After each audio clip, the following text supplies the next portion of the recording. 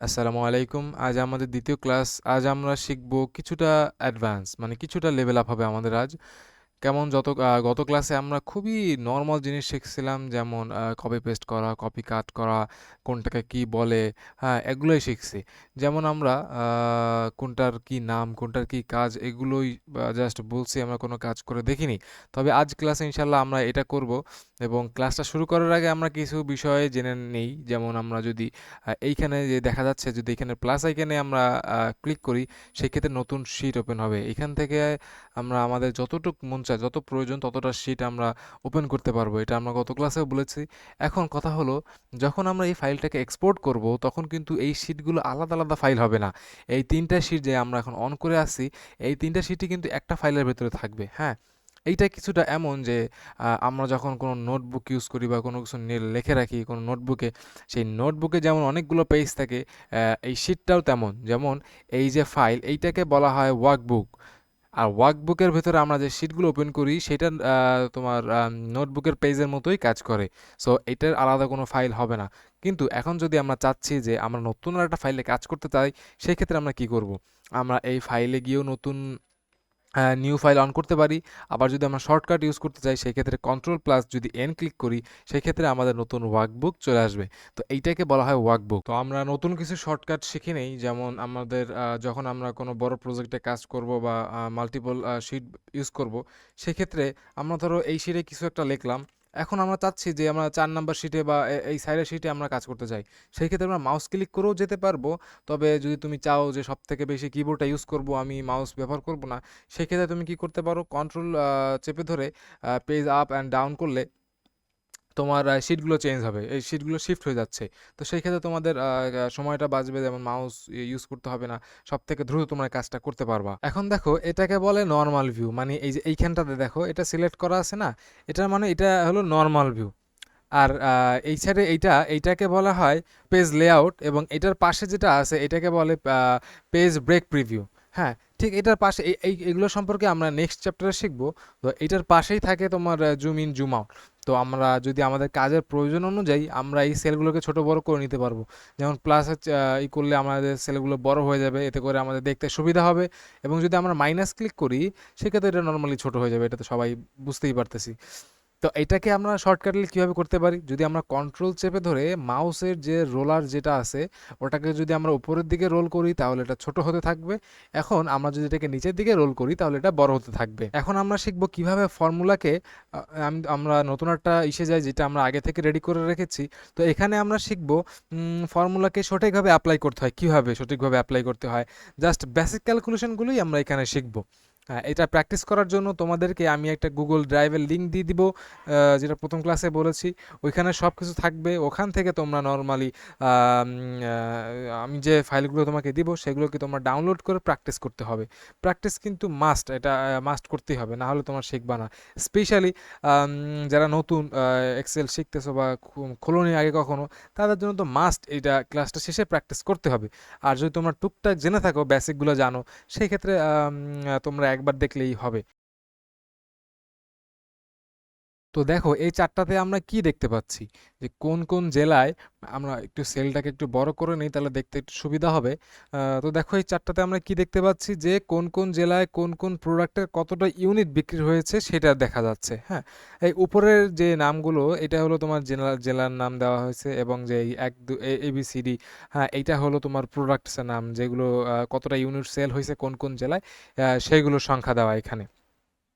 এখন কিছু, কিছু মানুষ কি করে, ভুল ফর্মুলাগুলো ইমপ্লিমেন্ট করে। হ্যাঁ? তো আমরা আগে ১ম এ ভুলটা দেখব, যে আমার যে লাল রঙের যে টোটাল যে ইটা দেওয়া আছে, এখানে আমরা ভুল ফর্মুলাটা ইউজ করে শিখব, যেটা মানুষ নরমালি করে থাকে। এরপরে সঠিকভাবে আমরা ফর্মুলাগুলো ইমপ্লিমেন্ট করতে হয় সেগুলো শিখব। নাও হ্যাভ লুক হিয়ার, যখন আমরা ফর্মুলা স্টার্ট করি তখন আমরা কিভাবে করি? যেমন আমরা যদি এইখানে ইকুয়াল না দেই, আমাদের নরমালি যদি যখন আমরা ফর্মুলা স্টার্ট করি সেক্ষেত্রে আমাদের ইকুয়াল দিয়ে কাজ করতে হয়। কিন্তু ইকুয়াল না দিলে কি হয়? চলো আমরা দেখি। যেমন এ প্রোডাক্টটা খুলনা, ঢাকা, যশোরে কতটা বিক্রি হচ্ছে সেটার আমরা একটা অ্যামাউন্ট বের করতে চাই। তো আমরা যদি এমন করি যে 600 প্লাস 777 প্লাস 22020। এখন যদি আমরা হিট এন্টার করি, দেখো এইখানে কিন্তু কোনো অ্যাভারেজ বা টোটাল কোনো মার্ক দেখাচ্ছে না। কেন দেখাচ্ছে না? কারণ এক্সেল বুঝতে পারছি, মানে এক্সেল এটা ধরে নিচ্ছে যে এখানে আমরা জাস্ট একটা টেক্সট লিখছি, এখানে যে আমরা ক্যালকুলেশন করছি এমনটা কিন্তু না। এখন আমরা যদি এখানে ক্যালকুলেশন করতে চাই তাহলে সেখানে মানে কি করব, ইকুয়াল সাইন দিতে হবে। তারপরে যদি আমরা লিখি যে 600 প্লাস 777 প্লাস 220, এখন যখন আমরা হিট এন্টার করব দেখো এখানে একটা মান চলে আসে 1597। এখন কথা হলো যে আমরা এইভাবে করব না, এইটা সঠিক পদ্ধতি না। সঠিক পদ্ধতি কোনটা, সেটা হলো আমরা ইকুয়াল সাইন দিব, দেন আমরা এখানে ঘর সিলেক্ট করব। যেমন এটা হলো C4, C4 আমরা মাউস নিয়েও ক্লিক করতে পারি প্লাস। এখন যদি আমরা মাউস ক্লিক করতে না চাই সেক্ষেত্রে এই দেখো এই যে এইখানে আমরা প্রথমে বলছিলাম না কলামের এই যে ডি কলাম, তাহলে সেই ক্ষেত্রে এটা কত নাম্বার ঘরে আছে, D4। তো আমরা এখান থেকে লিখতে পারি D4। এখন আবার প্লাস যদি দেই, যশোর কোথায় আছে, E4, তো E4 দিলাম। এখন যখনই আমরা হিট এন্টার করব একটা অ্যাভারেজ একটা মানে টোটাল যে মার্কটা সেটা চলে আসছে। এখন কথা হলো যে আমাদের এই দুই ঘরেই কিন্তু সেম মান, তাহলে ভুলটা কেন হলো, মানে ভুলটা কেন, মানে আমরা ভুল বললাম কেন এটাকে, এটাও তো তোমার সেম এটাও সেম। তো দেখো এখন যখন আমরা ধরো যশোরে আমাদের কোনো একটা প্রোডাক্ট বেশি বিক্রি হয়েছে, তো যশোরে আমরা দিলাম এটা আরও 100 প্রোডাক্ট বিক্রি হয়েছে, তো দিয়ে আরও 100 প্রোডাক্ট দিলাম। দেখো ঠিক এইখানটাতে তুমি দেখবা যেটা আমরা ফর্মুলা সঠিক পদ্ধতি ইউজ করছি সেখানে কিন্তু এটা চেঞ্জ হয়েছে, কিন্তু এই যে রংভাবে যেখানে ইউজ করছি সেখানে কিন্তু এটা চেঞ্জ হয়নি। কেন হয়নি, কারণ এইখানে আমরা এই সেলগুলোকে আমরা সিলেক্ট করিনি। হ্যাঁ, এই তোমার এই মানটা এই সেলগুলোর উপর ডিপেন্ডেন্ট ছিল না, ও নিজেই ইন্ডিপেন্ডেন্ট ছিল। কিন্তু আমরা যখন সঠিকভাবে ফর্মুলা অ্যাপ্লাই করলাম তখন আমাদের এই যে টোটাল যে অ্যাভারেজ যেটা আমরা বের করছি সেটা কিন্তু এই তিনটা সেলের উপরই ডিপেন্ডেন্ট। তাই এই কারণে যখন এই সেলের ভেতরে নাম্বারগুলো পরিবর্তন হবে, টোটাল নাম্বার যেখানে অ্যাভারেজ একটা টোটাল নাম্বার, এটাও কিন্তু পরিবর্তন হবে। তো এখন আমরা অ্যাভারেজটা কিভাবে বের করব, আমরা কিন্তু একই পদ্ধতি ফলো করেই সব কাজ করব, যে মানে যে পদ্ধতিটা বললাম, যেমন আমরা সেল চুজ করব, সেলটাই চুজ করার এটা আসল পদ্ধতি। ওই যে আমরা লিখতেছি প্রতিটা ডিজিট, এটা কিন্তু আসল পদ্ধতি না।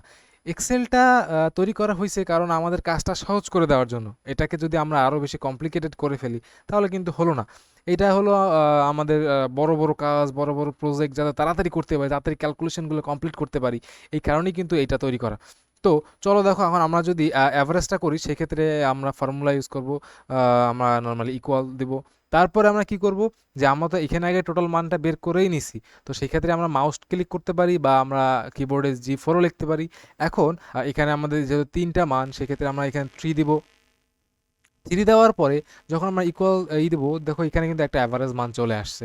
হ্যাঁ, এবার এখন যখন আমরা সাবটাইটেলটা দিব তখন আমরা কি করতে পারি, আবার আমরা ইকুয়ালস দিব, ইকুয়াল সাইন দিব, দেন আমাদের অ্যাভারেজ, অ্যাভারেজ এখন আমরা কি করব, কিবোর্ড দিয়ে লিখবো। অ্যাভারেজ মানটা কোন ঘরে আছে, G4-এ আছে, তো G4 দিলাম। তোমার টোটাল মার্ক আর কি, টোটাল যে আমাদের ইউনিট বিক্রি হচ্ছে সেইটা মাইনাস 565.667, তাই না? এখন আমরা যদি এটাকে আমরা লিখবো না, কি করব, ঘর সিলেক্ট করব, সেক্ষেত্রে আমাদের দেখতে হবে যে এটা কোন ঘরে আছে, H4। তো আমরা H4 দিয়ে যখনই ইন্টার করব সেখানে দেখো মানটা চলে আসছে। তো আমরা এরকমভাবে আমি যে ওয়ার্কশিটটা দেবো এটাকে তোমরা প্র্যাকটিস করবা। এটা একদমই বেসিক ফর্মুলা, এটা এটা আসলে খুবই কোনো কঠিন কোনো বিষয় না, এটা সবাই পারবা, জাস্ট একবার প্র্যাকটিস করে নিবা।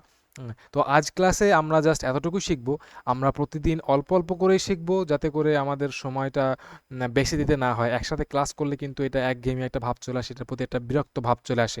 তো আমরা আস্তে আস্তে শিখবো, যাতে করে আমরা প্রতিদিন যদি 10 মিনিটও সময় দেই, আমাদের টার্গেট থাকবে এমন যে আমরা প্রতিদিন 10 মিনিট করে সময় দেবো আমাদের নির্দিষ্ট একটা স্কিল ডেভেলপ করার জন্য। তো সেই স্কিলটা না হয় আমাদের এক্সেলটাই হলো, তাই না? তো আজ এই পর্যন্তই থাকবে।